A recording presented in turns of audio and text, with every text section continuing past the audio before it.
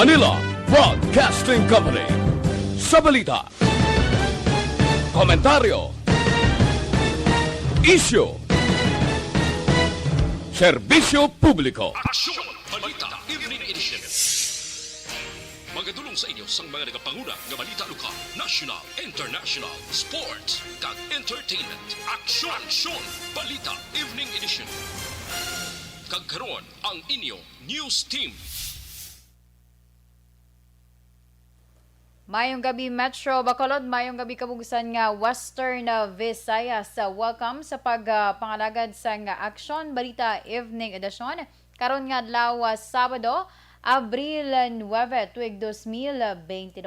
Makitan kita live sa mon official Facebook page kag sa YouTube channel ang Aksyon Radyo Bacolod. Kag mabatian pag sa www.actionradyobacolod.com.ph. Ang iyong tagbalita, Aksyon and Defensor. Kagkaroon sa aton mga headliners, una sa mga balita lokal.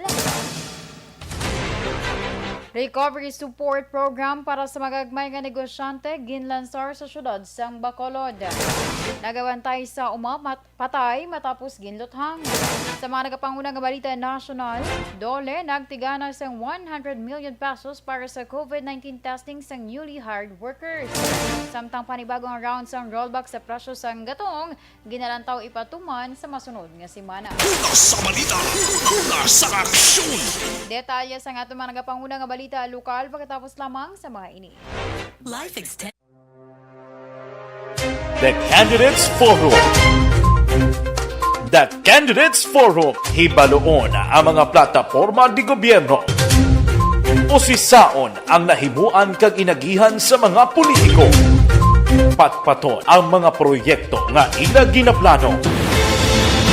The Candidates Forum, programa sa Aksyon Radyo Bacolod kag Northwest In nga magahatag kay gayunan sa publiko nga mas makilalaan sang husto ang mga kandidato sa 2022 national and local elections. The Candidates Forum. The Candidates Forum, hosted by Aksyon Boy Duran with guest panelists Aksyon Fred Salanga, Aksyon Rex Cantong, Aksyon Art Tayhupon, Aksyon Brian Morden, Aksyon Eric Magbanwa, kag Aksyon Marlon Genovea. Diri lang sa Aksyon Radyo Bacolod, The Candidates Forum. Mangin mainalamon sa pagpili sang kandidato, mangin mabinantayon kag mainid sa mga ibutang sa pwesto.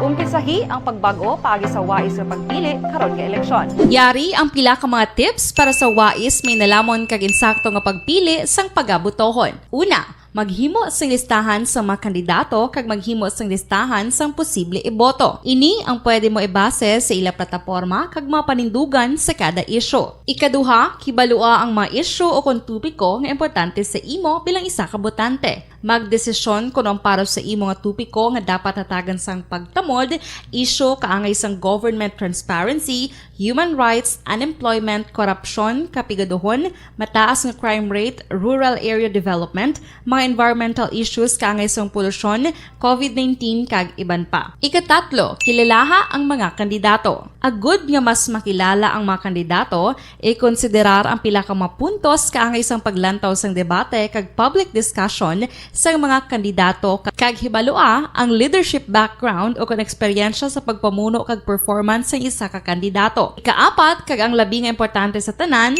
magboto. Mauyang lamang ang tanan mga ginhimo nga preparasyon kung hindi ka magboto sa maabot nga eleksyon. Dumduma mga kaaksyon, ang pagboto ang isa nga kinamatarong, hindi pag-uyanga kaysa kada boto mo, dako sini ang dala nga pagbago. Itama ang boto, iboto ang tama. Para sa action tips, ini naman sa Aksyon Dorel Cabato. Sa din ka mangabahin sang Pinas, labuton ka sa mon balita kag serbisyo. Sama-sama tayo, Pilipino. Una sa balita, una sa aksyon, sa Bacolod, Aksyon Radio. Alamin kung paano sumali sa Isulat ang iyong pangalan, address, contact number at signature sa isang papel. Ilagay sa white legal-sized envelope kasama ang proof of purchase. At sa labas ng envelope, isulat ang promo title, produktong ginamit at ang MBC station. Pwedeng ipadala o ihulog sa drop boxes sa MBC stations nationwide. DZRH Love Radio. Yes, the best. Easy Rock, Aksyon Radyo, and Radyo Natin. May weekly draws na, may grand draw pa. Hatid ng unique toothpaste, Pride Detergent, Star Wax Floor Wax, Shield Bath Soap, Smart Dishwashing, White Rose Papaya with Vitamin B3, at Charm Fabcon. Pwede kang maging milyonaryo sa ACS Milyones. Submission of entries is from February 28 to May 27, 2022. Grand draw is on June 18, 2022. Promo period is from February 28 to June 18, 2022. See posters for details. For DOH, FDA, CCH, UHSRR permit number 0087, series of...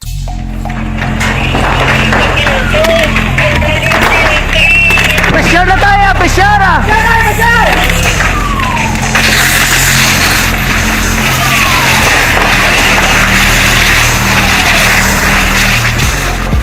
Every day is Fire Prevention Day. Gani importante nga maihibalo kita kung paano malikawan ang sunog. Yari ang pila ka mga action tips angot sa fire prevention. Sa tiun nga maghalin sa balay, siguraduhon nga naka-unplug ang tanan nga saksakan. Likawan ang octopus connection o kung ang pagsaksak sang madamo nga gamit sa isa ka outlet. Dapat wala man sang overloading sa mga saksakan kag lantawon kung masarangan ang mga appliances nga nakasaksaka. Likawan ang mga substandard nga kagamitan. Hindi pag i-charge ang gadget overnight kaang isang cellphone. Taguon ang mga posporo, lighter, kag iban pa nga flammable materials sa mga kabataan. Ag siguraduhon man nga malayo ini sa kalan. Siguraduhon man nga wala nagalik ang inyong LPG. Sa isa ka business establishment, dapat mayara sang fire extinguisher kag dapat nakahibalo ang tanan sa pag-usar sini. Hibaloon man ang expiration date sang fire extinguisher kag i-refill kung expired na. Magpreparar sang fire exit plan laki padiri ang emergency exit o kung ang lugar nga wala sang harang nga pwede guwaan sa tiun sang sunog. Dapat nakasave sa inyong mga cellphone ang mga emergency numbers nga pwede tawagan.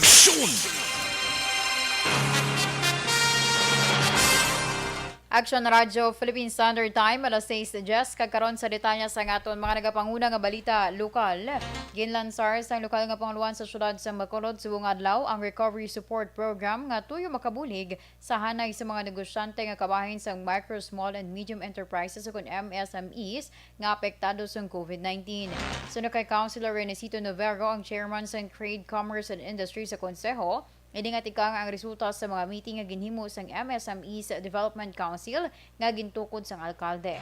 Dugang pa ni Novero, tinalikdan pa nga mga binulan sa ginumpisahan sang karon nga administrasyon ang paghatag sang bulig pinansyal sa mga sektor apang bangod sa natalana nga eleksyon, ini ang apektado man bangod sang banning period nga ginpatuman sa COMELEC.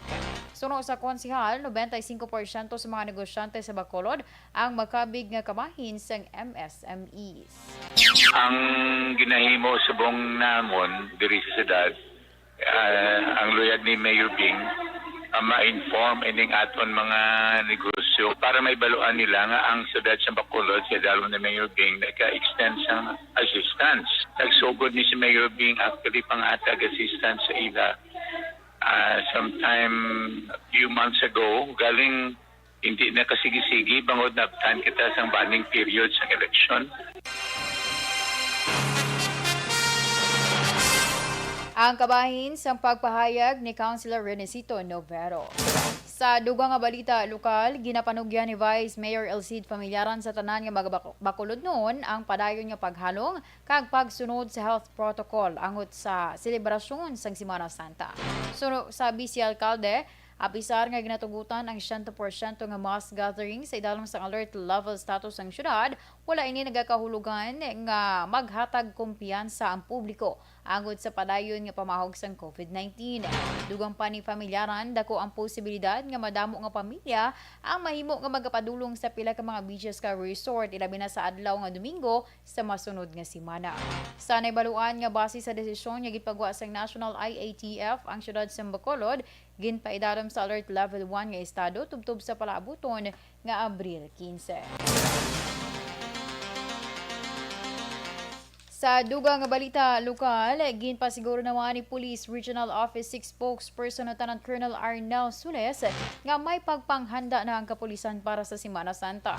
Suno kay Soles, ginmando ni Police Brigadier General Flynn Dongbo sa City kay Provincial Director nga istrikto nga ipatuman ang mga plano agud masiguro ang marinong kag matawhay nga Semana Santa. Dugang pa ni Soles, ginmando man sa tanan nga mga hepe nga magpatigayon sang security and public safety measures sa mga mataw nga lugar kaangay sang simbahan, terminals, malls kay iban pa agud mapasiguro nga malikaw sa mga kawatan. Nag-aapilar ang kapulisan sa publiko nga magpadulong sa iban nga lugar nga mas mayo i-check kag i-unplug ang mga electrical appliances sa ilang mga pulian agud malikaw sa sunog kag i-check man ang kondisyon sang sarakyan antes magbiyahe agud malikaw sa disgrasya. Nagpangabay naman si Negros Occidental Comelec Supervisor Attorney Roberto Salazar sa mga botante kag kandidato nga idokumento ang makitaan nga pagpamakal sang boto o kon vote buying. Suno kay Salazar, ang kompleto nga ebidensya may dako nga bulig agud mapamatud-an ang vote buying sang isa ka kandidato. Nakahanda man ang Comelec nga akomodaron ang anuman nga reklamo sini nga piniliay. Sa madumduman, ang Comelec nagtukod sang task force batok sa vote buying nga ginalakipan sang DOJ, PNP, AFP kag iban pa nga mga ahensya sang gobyerno. Ginpaidalom na sa heightened alert status ang talatapan sang CDRMO sa syudad sa Bacolod bangod sa Bagyo Agaton. Suno kay Executive Assistant kag CDRMO Cluster Head Jo Mari Vargas, all set na ang preparasyon sang talatapan in kaso gidman nga mayara sang idulot nga problema ang mga bagyo. Dugang pa ni Vargas, mayara na sa mga personnel nga gin-assign ang talatapan para magpatigayon sang monitoring ilabi na sa tion sang kagabihon. Panugyan sang opisyal sa publiko nga dapat mag-aligmat sa dalagan sang sitwasyon dulot sang mabinagyungon nga panahon. Sa iban nga balita lokal, patay sa kabantay sa uma matapos ginluthang las 2 pasado kay nasang kaagahon sa Purok Ubay, Barangay Pilar, Banwa sang Hinigaran. Ang biktima gikilala kay Jo Mari Gariando, 49 anyos, kag residente sang Barangay San Juan, Banwa sang Binalbagan. Sa inisyal nga pagpangusisa ni Police Captain Ryan Villasario, nakita na lamang si Felizardo Aguilon nga ang tiyo sa biktima nga duguon kag wala na sang kabuhi ang iya hinablos samtang nagahamyangon sa sofa sa gwa sang pulian. Dugang pa ni Villasario, 3 ka asod-asod nga lupok ang nabatian ni Aguilon rason nga nagpanawog ini kag ginlantaw ang palibot. Dugang pa si Gariando ang nakaangkon sa maluwa nga pila sa ulo kag dughan nga gintunaan naman sa iya kamatayon. Na-recover sa lugar sa insidente ang 2 ka basiyo sang kalibre 45 armas kag 1 ka slug sang kalibre 45. Sa karon nagapadayon ang investigasyon sang otoridad lakip na ang paghibalo sa motibo sang krimen. Una sa balita, una sa aksyon. Action na Radyo Philippine Standard Time, alas 6:16. Santon Plus Gold The Candidates Forum. The Candidates Forum. Hibaloon ang mga plataporma di gobyerno. Usisaon ang nahimuan kag inagihan sa mga politiko. Patpaton ang mga proyekto nga ila ginaplano. The Candidates Forum, programa sang Aksyon Radyo Bacolod kag Northwest In nga magahatag kay gayunan sa publiko nga mas makilalaan sang husto ang mga kandidato sa 2022 national and local elections. The Candidates Forum. The Candidates Forum. Hosted by Aksyon Boy Duran with guest panelists Aksyon Fred Salanga, Aksyon Rex Cantong, Aksyon Art Tayupon, Aksyon Brian Morden, Aksyon Eric Magbanwa, kag Aksyon Marlon Genovea. Diri lang sa Aksyon Radyo Bacolod. The Candidates Forum. Mangin mainalamon sa pagpili sang kandidato, mangin mabinantayon kag mainid sa mga ibutang sa pwesto. Umpisahi ang pagbago paagi sa wais sa pagpili karon nga eleksyon. Yari ang pila ka mga tips para sa wais may nalamon kag insakto nga pagpili sang pagabutohon. Una, maghimo sang listahan sa mga kandidato kag maghimo sang listahan sang posible iboto. Ini ang pwede mo ibase sa ila plataporma kag mga panindugan sa kada isyu. Ikaduha, kibalua ang mga isyu o kung tupiko nga importante sa imo bilang isa ka botante. Magdesisyon kung ang para sa imo nga tupiko nga dapat hatagan sang pagtamod, isyu kaangay sang government transparency, human rights, unemployment, korupsyon, kapigaduhon, mataas nga crime rate, rural area development, mga environmental issues kaangay sang polusyon, COVID-19 kag iban pa. Ikatatlo, kilalaha ang mga kandidato. Agud nga mas makilala ang mga kandidato, i-konsiderar ang pila ka mga puntos kaangay sang paglantaw sang debate kag public discussion sa mga kandidato kag hibalua ang leadership background o kung eksperyensya sa pagpamuno kag performance sa isa ka kandidato. Ikaapat, kag ang labi nga importante sa tanan, magboto. Mauyang lamang ang tanan mga ginhimo nga preparasyon kung hindi ka magboto sa maabot nga eleksyon. Dumduma ang mga ka-aksyon. Ang pagboto ang isa nga kinamatarong. Hindi pag-uyanga kaysa kada boto mo, dako sini ang dala nga pagbago. Itama ang boto, iboto ang tama. Para sa action tips, ini naman sa Aksyon Dorel Cabato. Sa din ka man nga bahin sang Pinas, labuton ka sa among balita kag serbisyo. Sama-sama tayo, Pilipino. Una sa balita, una sa aksyon, sa Bacolod, Aksyon Radio. Alamin kung paano sumali sa ACS Milyones! ACS Milyones! Isulat ang iyong pangalan, address, contact number at signature sa isang papel. Ilagay sa white legal-sized envelope kasama ang proof of purchase. At sa labas ng envelope, isulat ang promo title, produktong ginamit at ang MBC station. Pwedeng ipadala o ihulog sa drop boxes sa MBC stations nationwide. DZRH Love Radio. Yes, the best. Easy Rock, Aksyon Radio, and Radyo Natin. May weekly draws na, may grand draw pa. Hatid ng unique toothpaste, Pride Detergent, Star Wax Floor Wax, Shield Bath Soap, Smart Dishwashing, White Rose Papaya with Vitamin B3 at Charm Fabcon. Pwede kang maging milyonaryo sa ACS Milyones! Submission of entries is from February 28 to May 27, 2022. Grand draw is on June 18, 2022. Promo period is from February 28 to June 18, 2022. See posters for details. For DOH, FDA, CCH, UHSRR permit number 0087, series of...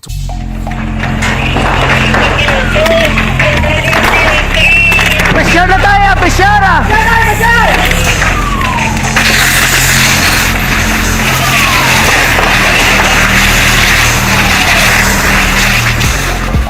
Every day is Fire Prevention Day.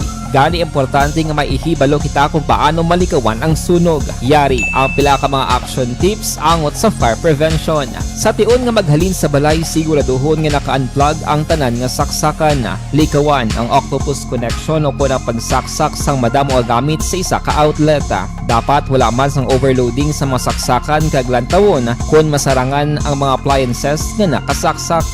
Likawan ang mga substandard nga kagamitan. Hindi pag i-charge ang gadget overnight kaang isang cellphone. Taguon ang mga posporo, lighter, kag iban pa nga flammable materials sa mga kabataan. Ag siguraduhon man nga malayo ini sa kalan. Siguraduhon man nga wala nagalik ang inyong LPG. Sa isa ka business establishment, dapat mayara sang fire extinguisher kag dapat nakahibalo ang tanan sa pag-usar sini. Hibaloon man ang expiration date sang fire extinguisher kag i-refill kung expired na. Magpreparar sang fire exit plan laki padiri ang emergency exit o kung ang lugar nga wala sang harang nga pwede guwaan sa tion sang sunog. Dapat nakasave sa inyong mga cellphone ang mga emergency numbers nga pwede tawagan sa tion sang emerhensya. Kung nagakalayo ang imo nga lawas, himuon ang stop, drop, kag roll. Para malikawan ang sunog, nagakinahanglan ini sang partisipasyon sang publiko. Kung nakahanda kita sa mga kalamidad, dapat preparado man kita sa sunog. Ini sa Action Daily Salazar para sa action tips nga nagapahanumdom nga maghalong sa tanan nga tion. Bangod sa pamahog sing COVID-19 pandemic, madamo sing kompanya kag local government unit ang nagpatuman sang work from home sa ilang mga empleyado. Naga-work from home kung naka-close contact sa nagpositibo sa virus o kung mismo nagpositibo sa COVID-19. Madamo sang benepisyo ang mahatag sang work from home, pero hindi naton malikawan nga maboard kag ma-stress bangod sa sini nga setup sa masobra na isa ka tuig nga pagpakiaway sa COVID-19. Base sa pagtuon sa United Nations International Labour Organizations, nagatugas sing stress ang tuman niya pag-usas ng gadgets kangay sa cellphone kag computer. Gani, iyarin tila kung mamposlano nga action tips sa mga nag-work from home. Una, mag-set up sa workspace sa imong balay sa tuyo nga makafocus sa imong trabaho. Ang workspace ay hindi kinahanglan nga dako nga kwarto, ang importante, komportable ka sa imong trabaho. Matapos ang pila ka oras nga nagapungko ka mag-computer, dapat may tion nga mag-stretching agud malikawan nga ma-strain ang imong likod o konliog. Time management. Maghimo sa imong time schedule kag mga talapuson nga trabaho para langin organisado. Magkaon sa husto nga tion, labi na ang pamahaw kag pilion mapagkaon nga maka-boost sa imong memory, concentration kag alertness kaangay sa pumpkin seeds kag dark chocolate. Kung mayaras mga online meetings, advance sa ipahibalo sa imong mga upod sa balay, agud malikawan ang mga disturbo. Ang pigaw nga internet connection ang makatugas sa stress, gani ipreparar ang backup kaangay sa ibang nga network kung may maayong signal para sa mobile data. Take a few breaks. Ini sa tuyo nga hindi ma-drain ang imong brain, maghampang sa imong pet o kung magpumati sa Kakaroon sa detalye sa nga mga nagapanguna nga balita nasyonal, ginanunsyo sa Department of Labor and Employment o Condole nga pwede maka-avail sang one-time free COVID-19 testing ang mga newly hired individuals nga kinahanglan mag-secure sang negative RT-PCR test result bilang pre-employment requirement. Suno kay Labor Secretary Silvestre Bello III, nagtigana ang gobyerno sang 100 million para sa programa kag tuyo sini nga mapahagan-hagan ang dugang nga baliran sa COVID-19 testing sa mga bag-o ginhire nga nagapangita sang obra sa pribado nga sektor, agency hired overseas workers nga para sa deployment kag mga bag-o gin-appoint nga empleyado sa anuman nga sangasang gobyerno. Ang programa sakop sang DOLE Department Order 232 Series of 2022 nga pirmado ni Bello kang nag-epekto halin sang Pebrero 1, 2022. Para mag-avail, kinahanglan sang bag-o ginhire nga magpasa sang photocopy sang valid government-issued ID kag duly accomplished subsidy application o kung application form sa malapit nga DOLE Field Office. Sa dugong pa nga balita nasyonal, ginalantaw sang Uni Oil Petroleum Philippines ang panibagong round sang rollback sa presyo sang gatong sa masunod nga semana. Sa pagbanabana sang Uni Oil para sa Abril 12 to 18, 2022 nga trading week, ginalantaw nga magapanubo sa presyo sang diesel sang 20 to 30 sentimos sa kada litro. Ginalantaw naman ang maganubo sa kada litro sang gasolina sang 90 to 2 piso. Ang mga kompanya sang langis nag-aanunsyo sa price adjustment sa kada adlaw sang Lunes kag ginapatuman sa masunod nga adlaw. Epektibo Abril 5, nagpanubo ang mga kompanya sang langis sa presyo sa gasolina sang 2 ka pesos kag 30 sentimos tubtub 2 ka pesos kag 50 sentimos sa kada litro. Piso kag 85 sentimos tubtub 2 ka pesos naman sa kada litro sang diesel, kag piso kag 65 sentimos sa kada litro sang kerosene.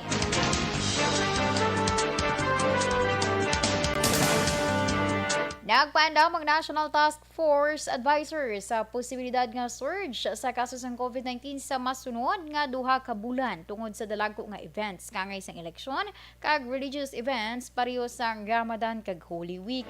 Sunog sa kay NTF Against COVID-19 Medical Advisor Dr. Ted Herbosa, sa panahon sang Ramadan, tingob nga nagakaon sa gabi ang mga Muslim. Samtang nagakadto naman sa mga probinsya ang mga Katoliko para o kung sa panahon sa Holy Week.